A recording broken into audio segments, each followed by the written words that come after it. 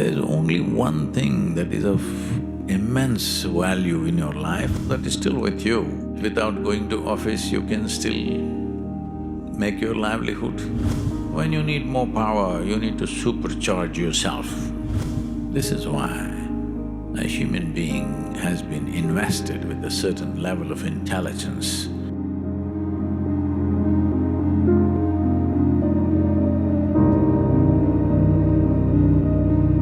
This question is from Divya in Chennai. Namaskaram, Sadhguru. I lost my job this week and I'm finding it very difficult to come to terms with it. I worked with total involvement and was doing very well. Losing all that I worked really hard for over the last 12 years is already immensely painful. I understand the situation, but how do I accept the quantum of loss, taking not only my past, but also mine and my family's future away? Namaskaram, Divya. You must listen to me carefully because in your present condition, when you're a little distraught, you could easily misunderstand or misinterpret what I say. There are choices in life, but sometimes the choices are like this. Shankaran Pillai's wife was delivering their third child. He had two daughters. He was hell-bent that the third one must be a boy.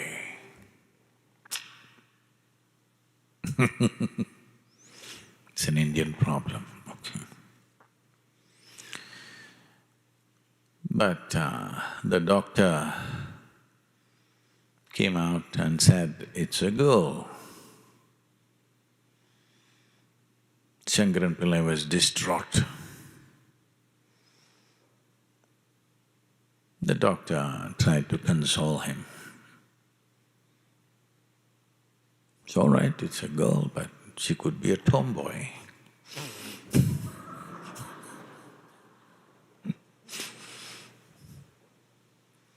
Then Shankaran Pillai said, no doctor, it's okay. Anyway, my second choice was a girl.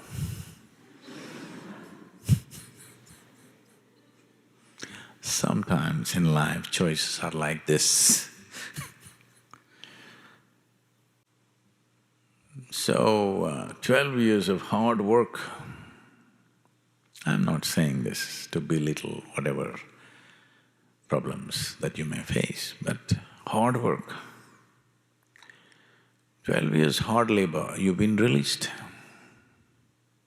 Some celebration must happen for that. But my salary, my money, my bills, my rent, children's school fees, yes, these are there. But because we are commemorating this week about World War I, compared to what people went through in terms of wars, in terms of famines, in terms of massive cyclones, earthquakes, in various geographies, different things, compared to all that, this pandemic is a softball. Because the result or the impact of this upon your life will largely depend on your response. In those situations, people had no choice, it just happened to them. Somebody decided there needs to be a war. Everybody else are just plain victims, they have no choice, they just have to die. Well, the whole world, including you and me, have economic problems right now. But our economic problems are such, whether it's pandemic or stock market collapse or recession, it inevitably has to happen because we are in an economic mode where it's always about more, more and more. Somewhere, some alignment will happen. This may sound like a very cruel thing to say when you've just lost your job. But I want you to understand, my father was saying this. He's a qualified physician. He started his career in a tuberculosis sanatorium in Mysore. It was his commitment that at least for a year or two he will work in a tuberculosis sanatorium because his mother died of tuberculosis when he was just 4.5 years of age or 5 years of age at the most, 4.5 I think. So he was committed, when I become a doctor, I will serve in a sanatorium. And this sanatorium somehow it got organized that later on when he built a home for his family, it happened to be very close, within a couple of kilometers even today. So, he joined for a salary of 50 rupees. 50 rupees, I'm telling you, 50 rupees. That is less than $1 in today's world. A qualified physician. Oh, academically very up there. Then by the time he retired as a senior medical officer, a chief medical officer or something like that, in the Indian Railways, he was getting 14,500 rupees. This week also is 1 year after he passed away on 8th of November. As a terrible son that I am, I was not there. I had told him I won't be there because I had to. I had commitments. Well,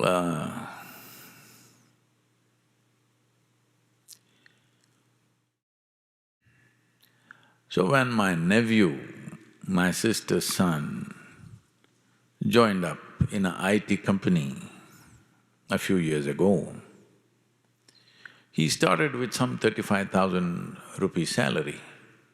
My father just looked at him and said, "You fool, are you good for nothing you are? They're giving you 35,000, I retired with 14,500. So I'm saying, compared to previous generations, how much more we have, how much more. So if we have to cut down our lives by 10–20%, let's not cry too much.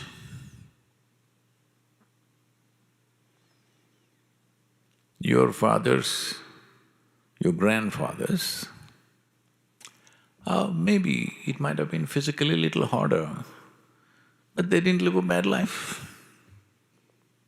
They lived well in their own way. So if we have to roll back a little bit, at least understand you're doing a great ecological service. Economy has slowed down. Yes, there is a lot of pain because of adjustment that we have to do with our lives. It's not just for you, Divya, for all of us, for everyone in the world. Nobody is spared. That things have to roll back. Well, maybe nobody is spared is a wrong thing to say because certain types of businesses are flourishing, stock market is booming. So maybe somebody is benefiting, that's a good thing, let's not resent that. But a whole lot of people, they have to cut down their life. Well, this has been the preachings of various ecological activists that you need to cut back. It's happening. Well, how do my children go to school? How do I manage my home? How do I manage this? How do I pay the bank loan? There are problems. I'm not saying there are no problems, there are problems. But the most important thing is that you're alive. Your family is alive. People that matter to you are alive. Keep it that way. Because that's the most precious thing. Don't get into this mode, oh, I've lost my job, I lost everything. You've not lost everything. There's only one thing that is of immense value in your life, that is your life itself. So that is still with you. Some accessories will be lost. Maybe you will realize some new talent that without going to office you can still make your livelihood. See, this virus made me a painter. Hello. I'm raising funds for the foundation and its various projects through my paintings, and who ever believed that I would become a painter? I never imagined. I just put my hand to it and it works. So, this is a time to innovate, this is a time to explore, this is a time to enhance who we are. This is a time also to cut down our expenses, limit our excesses, and bring our life to some sense. So, this loss of job, don't make it too distressing. No need to become distraught. There is a second choice, you know. There are various ways that you can do some enterprise. What kind of enterprise? We don't know. It may work, it may not work. Essentially, you are not struggling with life, your mind is struggling with the uncertainty of not having a job.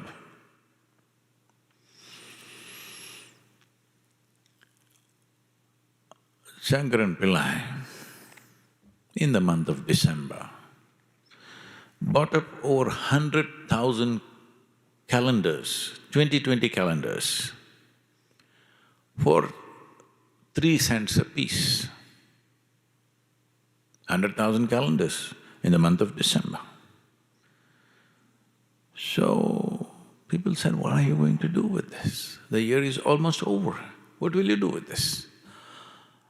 I said, you don't worry, just in case it comes back, I will make a whole lot of money. Like this, we have lots of expectations. Some expectations crash. It's not really a bad thing. Yes, some expectations crash, not a bad thing at all. Oh, Sadhguru, it's easy for you to talk, maybe da-da-da, everything is great for you. No, you just have the responsibility of 3 to 4 people on your hands and you're worrying your head out. I have the responsibility of thousands of people, millions actually. We were committed to the farmers that we will do certain things. We're not going to go back on that. We will fulfill that. Well, it's going to be much harder, much more work. But will we do hard work? No. We will key up our joyfulness. We'll key up our energies so that, when you need more power, you need to supercharge yourself. That's what we will do. We'll not go back on our commitments, nor should you. Whatever commitments you have of family, children, anything else if you have, you should not go back on that. You must see how. This is why a human being has been invested with a certain level of intelligence. Time to exercise that, not to set into an automatic mode, I got a job, so I don't have to think anymore, just have to go there and come back. My life is taken care of. No, that's not the way to live. Survival is not the end game for a human being. Survival has to be taken care of, that's all. But that's not the end game. Here I have thousands of young people, volunteers,